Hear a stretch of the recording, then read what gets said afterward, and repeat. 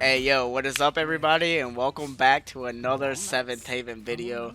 In this video I will be explaining Overwatch 2, but for the noobs. So if you are new to this game, you didn't really play Overwatch when it was pay to play, but now it's free to play and you're just diving into it, this is the video for you. I will be going over the basics and the fundamentals overall of what Overwatch 2 is and what it is about, but let's jump straight into the video.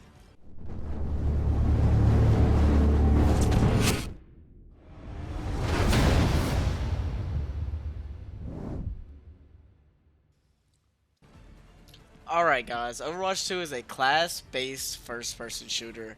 It is very different than other FPSs in the past because this game isn't oriented around kills. It is very and solely objective-based. They give you an objective, if you complete that objective, you get the victory. It is that simple. It does not matter about your KDA, it does not matter about kills at all.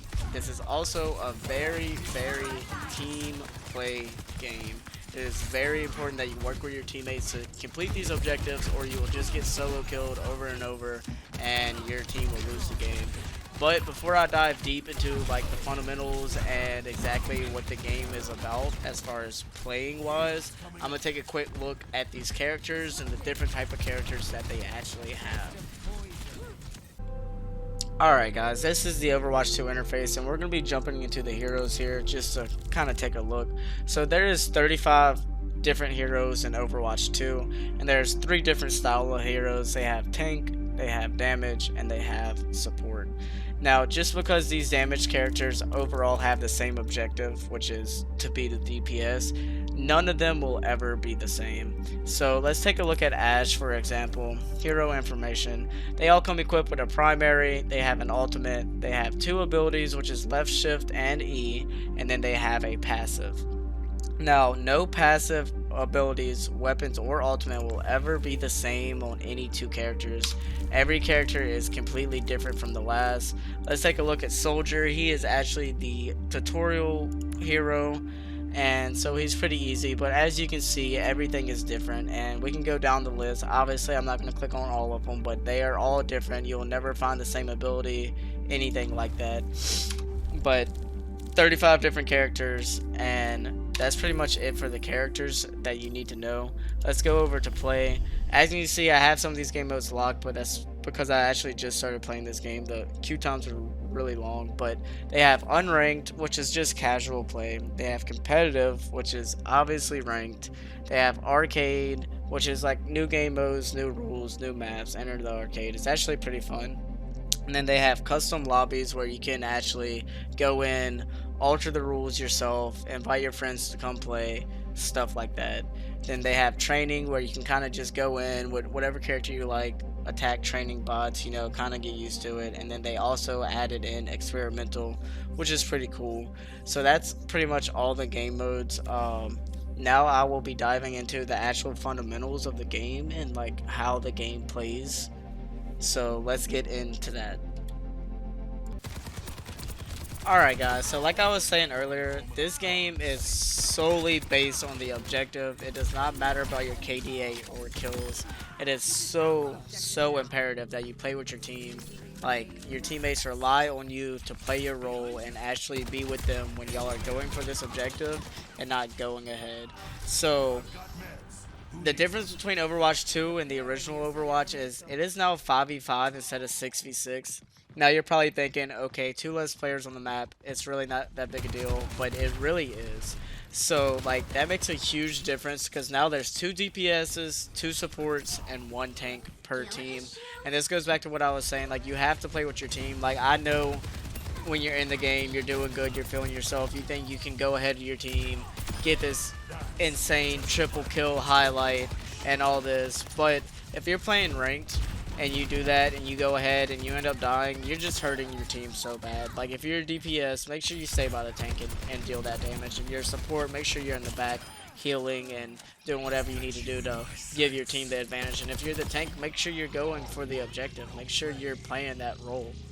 It is very important in this game because instead of it being 6v6, now that's 5v5, 1 death, now it's 4v5, 2, 3v5, you know what I mean? Like, that extra character, not having that on the map and on your team really does make a difference in this game. So make sure you are playing your role and trying to fulfill it. I know they have different objectives in ranked. I'm not sure exactly what all of them are, but I know one of them's kind of like a hard point. One of them's kind of like a capture the flag style. I know in some of them you have to like escort, this object to the other side of the map, stuff like that. But that's pretty much it for the gameplay. Like I was saying, every character has different abilities, as you can kind of see in this video and stuff like that. They do actually have a level up system in this game. So when you level up, you pretty much get random cosmetics and you get these chests that you can open for a chance to get like a legendary skin,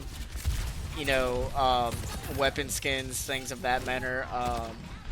You also have the choice to actually buy these with real money. So like if you main Soldier or you main Ash, one of these characters, and you really want uh, a skin for them, you can get it through leveling up, or you can get it through actually buying the chests and stuff. So that's pretty cool how, like, your level don't matter. It's not a pay to win type game, and obviously most consumers love when a game isn't pay to win, especially if it's a free to play game.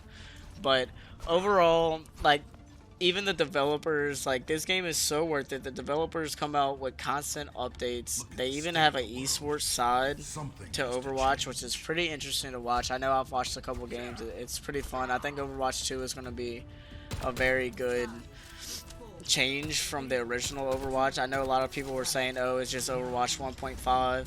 I think it's a little bit more than that. I think they did really good. I think them making it free to play is going to give them a boost. And overall, I think it's really worth it. Like, it's free to play. There's no point in you not getting the game and at least trying it. You know what I mean? I would definitely recommend it to everyone. This is actually my first time playing Overwatch. I did not play Overwatch 2. I mean, the original Overwatch when it was pay to play. But I have been playing Overwatch 2, and I can say it is fun. Like, I would definitely recommend this game, especially since it's free. But that's pretty much it for this video. I definitely hope this helped y'all out, just getting the basics of the game, kind of understanding what it's about and if it's worth your time, because it's not even a money thing. Is it worth your time? Yes, it is. I think everybody should download this game, give it a try, play it, and let me know down in the comments below, what do you think? How are you enjoying it?